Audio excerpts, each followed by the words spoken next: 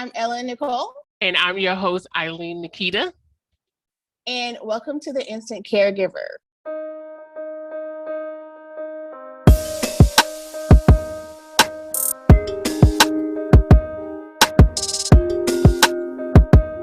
So before we get started, we want to ask you to please like, subscribe, and hit the share button, because the more people who see this, the better for us and for them, because I feel like we had some phenomenal information to share. So today we're doing something a little bit different. We've got our first guest. I am super excited. So today we'd like to welcome Dr. Anessa Blackman. She is a podiatrist. She is a professor, and she is also a wellness coach. What a lot of people probably don't know, well, you guys don't know her, but I know that she's also a caregiver. So we're going to talk about caregiving today. Dr. Blackman, go ahead and share your stories. Thank you for having me. Beautiful, beautiful sisters. I love you so much. Caregiving is something that's near and dear to my heart. A lot of my experiences with caregiving actually influenced the profession I ended up going into. And so I've been a caregiver at many stages of my life, but the one that changed everything was from the age of about 11 to about 18. I was the primary caregiver for my grandmother, who had brittle diabetes type 2. And she was bedbound. She had a lot of challenges, but at the same time, she had a lot of healthcare providers that would come into the home and look after her, and that was just a blessing for us. In me being her primary caregiver at such a young age, the adults in my life just kind of, I think they just trusted that I was committed to looking after her the best way that I could. And I wasn't just like jumped into it in terms of, bam, it's Tuesday and I'm taking care of her full time. I had been progressively taking care of her. My grandmother was like my best friend. So I would spend weekends with her, and I was just helping my grandmother do things. But there came a point in time where I found that the level of care that I thought she should be having, she couldn't get it outside of the home. I felt that she needed to be in the home because she, as a diabetic, was in and out of the hospital. And you could just tell that even in a hospital setting, she wasn't getting the care or the quality that she wanted for herself, or that what my grandfather would want from her. That's the real caregiver. I think I learned everything from him. You know, he completely devoted his life to taking care of her for the years that she was bedbound and at home. But my decision to be a caregiver is one that changed my life, changed a lot of viewpoints, educated me, gave me an open door to a lot of different professions. So it's just something that I hold near to my heart. It was hard. From being 11 and 12, going on into, my teenage years, looking after someone and having their capacity to look after themselves and manage their independence. It decreased. Over, year by year. And I just had to come up with tips and tricks to make my life easier. I wasn't doing it completely alone, thank goodness, right? I had the help of my mother, but even that was a challenge. And so the topic for today is putting on a mask so that the person that you're looking after can take off theirs. That means so much to me, because there's so much pride, in the relationship with my grandmother and myself. I'm her little granddaughter. I'm having to feed her and wash her clothes and bring her, toiletries and go to the store for her. These are things that she thought she should be doing for me and had done for me. But her relinquishing that control and also sharing with me, I trust you to do it.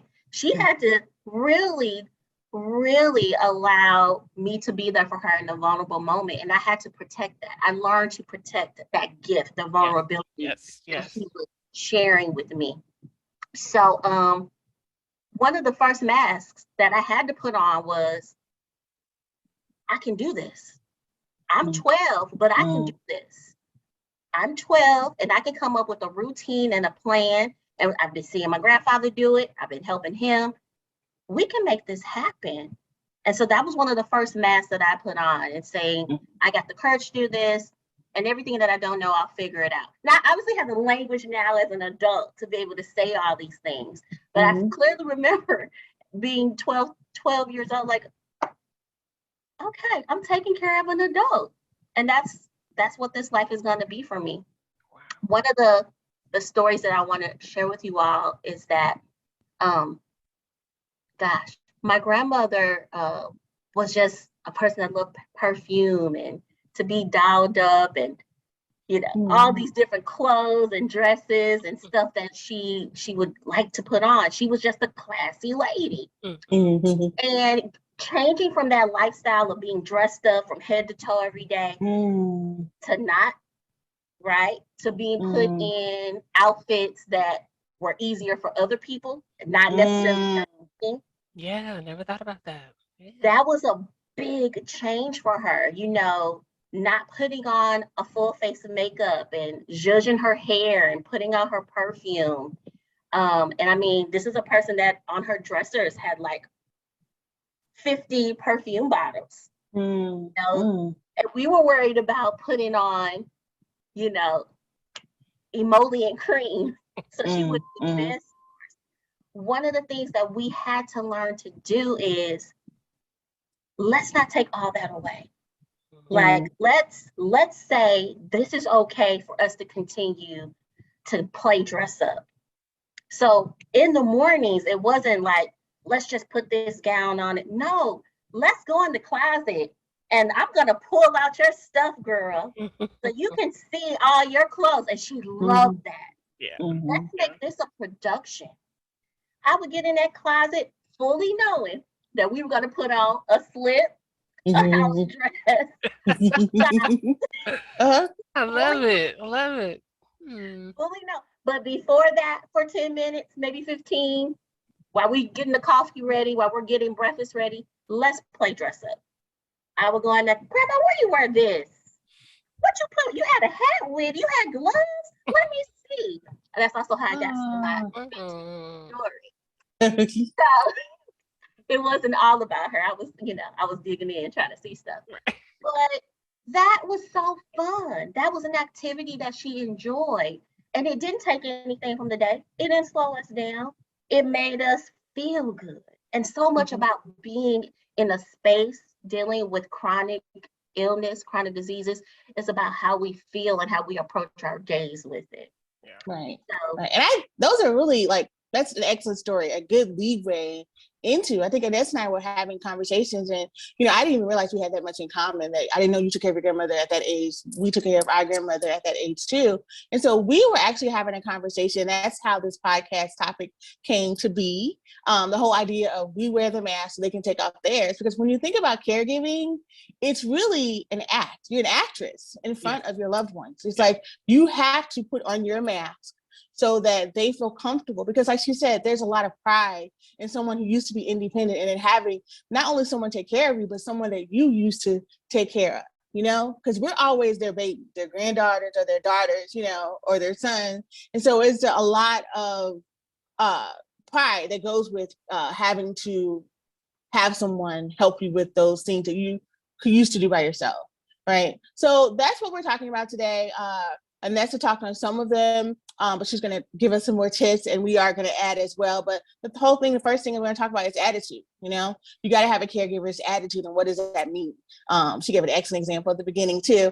And then we're going to talk about how you have to manage fear and anxiety and sadness, because caregiving is a lot emotionally, and how can you still do a good job as a caregiver and also manage your own emotions. Then we're going to talk about energy. I have people talk about energy, but I never really realized how important the energy that you have as a caregiver, how it affects your loved ones, or some people call them care partners, the person that you're caring for. And then finally, we're going to talk about how do you make them feel comfortable, at the same time giving them their sense of independence. So those are the topics that we're going to talk about today. Nessa is going to talk about attitude. One of the things that I just always found so important is that I always had to keep thinking about this. Basic needs are that. there's, shelter and what you're going to eat and being safe. When you're taking care of someone completely, as comprehensively as, I have, as you all have, they don't want to ask for extra. They don't want to ask for, sometimes it can be a Coke, a Coca-Cola, they want to, let me keep quiet. I'm already asking them for too much. And one of the things that I think we started to do was say, let's surprise her. Let's make it to a degree. We've observed her. We know so much about what she likes already. Let's just surprise her. She's not going to have to ask us for the special and unique. We're going to just throw it at her. And so one of the things my grandmother loved, this was not her diet every day, but she loved fried chicken. She's randomly throughout the week, and we don't know when she's going to get some fried chicken. If we have several family members trained that if you're coming for a visit, bring some fried chicken. And one of the things that we just as a family collectively did was we were really committed to those surprises. She didn't know what it was, but she began to understand something was coming. So we would invite my great aunt to come over. We say, hey, Mary Alice, I know you coming over. Y'all gonna watch wrestling? Bring some fried chicken. And we're gonna have some Coca-Cola because she liked to eat that together. And that was that. And so that just began to be things that you don't have to ask to be loved like this. We're just gonna figure out what's gonna make you smile, what's gonna make you excited. So I just think that's a fantastic way to go about it. It doesn't take anything out the day. It just adds more flavor, more color to it. And we're good at doing that, right? Right. Simple thing. I would go and get the mail from my grandmother. It's always circulars in there, in the newspaper. Grandma, let's go shopping. Literally going through the circular, marking. She's going shopping. She's going shopping like she used to go shopping. I come over after 30 minutes or so after she had done her shopping, and now I'm writing a list like I'm in a restaurant. Grandma, why do you want those green beans? What are you gonna do with that? You want this to be the meal? If that's all possible for you, do it, because it includes them. They're making up the menu. They've gone shopping. It's kind of just this kind of, like I said, throwing on a production of everything is bigger, because they may be missing out on, there's a perception that they're missing out because they can't go outside and they can't do the things that they used to do. That is true, but there are lovely things that can happen in the home every day that make the special and the unique, palpable, tangible. That was just something that we came up with. We just decided to do our best to make it fun, and it was fun for us. You sometimes you start doing something for somebody else, and then you start to like it more than they like it, or just as much. And to some people it might seem corny. I'm corny. To some people it might sound, I'm already bogged down with having to wash the dishes or washing the clothes. But I tell you, you can be tired doing anything. You can be upset doing anything. But to know that you affect somebody's day, it's priceless, y'all. It's priceless. It really is. That extends life. It does. It does. Really does. It extends their will for life. One of the things that I also had to learn along the way was that, my timing and my tone about things, all very important, because emotions are running high, and they're running high for the person that is being taken care of, and they're running high for the people who are taking care of them, who love them so much. Because while you're looking after someone, you're still having to deal with job stressors or relationship stressors and, physical elements, if you may have some, bills that have to be paid. All of those have to still be managed. But I found that sometimes I would even be sharper, or, wouldn't be as patient as I needed to be. Those are things that you have to keep in check. Those are things that they're not going to know how to regulate that for you, right? Right. So you have to learn how to regulate those things for yourself, or create a routine to where you're going to listen to yourself more and say, hey, I need to build into my schedule some time for me to take a walk, some time for me to have quiet time, so that when you are speaking to the person, that everything is with love. Everything is, I get to do this for you. I get to do this with you. I get to make breakfast in the morning. Yeah. We get to have turn down service at night. Yeah. You know, you have to pep it up. And it's just like when we talk about school plays, or when you go see a Broadway play, they are enunciating. Their facial expressions are bright and loud. It's not being fake, y'all. I know Right. that the way I'm describing it sounds like it's being fake. It's not. You are carrying the burden of the actual work, but you are also carrying the emotional burden. Oh, what a lovely thing it is to be able to do that for somebody that's scared. Mm-hmm. Because I'll say, in the case of me, Okay. I can get up and walk out. Mm-hmm. My grandmother couldn't. Mm. So I wanted to help her manage those emotions and carry that load for her, because I wanted her to know that she was loved and cared for, not just in word, but also in action and deed. So Yeah. Right. Yeah. Makes sense. Makes It sense. does. Mhm. Excellent points. Yeah. What kind of leads us to Nikita's point too. Yeah, I was just thinking about how some of the things that you said, I tried to do that. Like, I used to say I would never change anyone. I mean, that was just something I said I wouldn't do. But when my mom came, I was so happy to do it for her. I turned on the music. I looked her in her eyes to make sure she knew that I was doing this with honor and pride, and that's just what we did. And the other thing we're going to talk about is the fear. Like, she never knew the fear that I had, and I had so much fear. From the time that she got here, I feared that she was going to fall. I feared that, when I was feeding her, it wasn't going to go down correct. I mean, it was just, I had to hide it. So that's a really good point that you make about, putting on that mask. But she had no idea how much fear I had. And, I'm going to tell you, the only way I got through that was praying, because, I wasn't a part of a support group. I had my sister, but praying is the only thing that kind of got me through it. As you get closer to someone, I had no idea how close and how much more love I had for her while I was caring for her. And it was a fear that I was not going to be prepared if she were to pass. And that happened, but here we are. But I would never change anything that happened. I learned from it, and I just want to share it with other people. Yeah, because I mean, it's all about the emotion, like you were saying. Like we were able to control our emotions. Our mom wasn't. There was one time when my mom was having a really bad day. She was rattling a lot. Food went down the wrong way. We even had to call the ambulance, EMT. And after they left, I was distraught. I'm not gonna lie.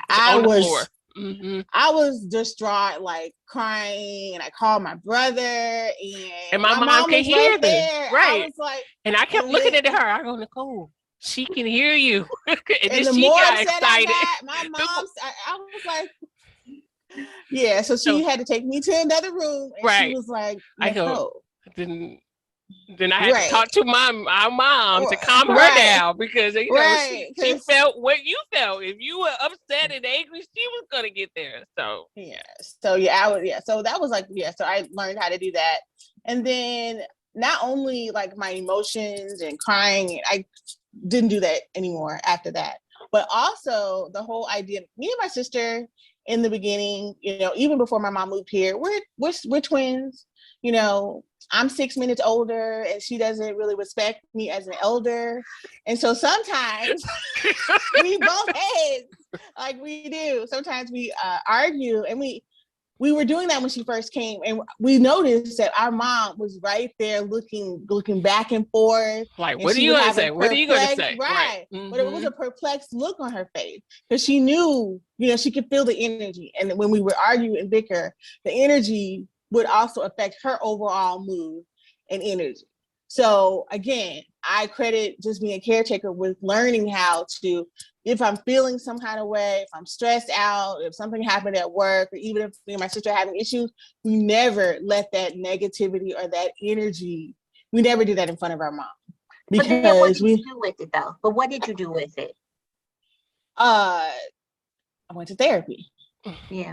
And I joined a church group, and I was able to talk about it with my therapist, because it was just pandemic as well, like the stress of the pandemic and being in the house 24/7. So I took it away from her. She didn't need to deal with it.